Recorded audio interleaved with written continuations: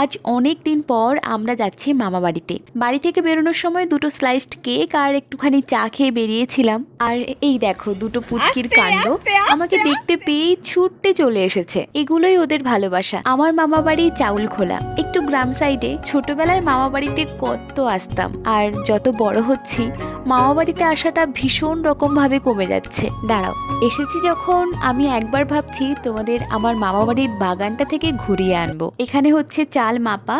আসলে মামা বাড়িতে আজকের আসার একটা কারণ আছে। আজকের একটু খাওয়া দাওয়ার ব্যবস্থা আছে, কারণটা আর বললাম না। রান্না বান্না অলরেডি স্টার্ট হয়ে গেছে। এই নতুন ড্রাগন গাছগুলো বসিয়েছে দেখলাম।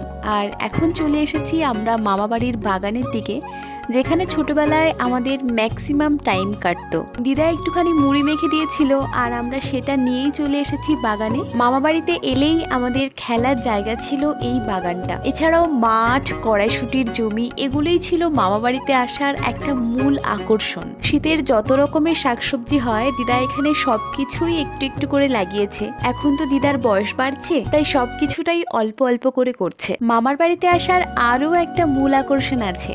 সেটা কি জানো? সেটা হচ্ছে পুকুরে জাল ফেলে মাছ ধরা, যেটাতে আমার বাবা ভীষণভাবে পারদর্শী। যতবারই মামা বাড়িতে আসতাম বাবাই মাছ ধরতো। এখনো বাবা মাছ ধরে।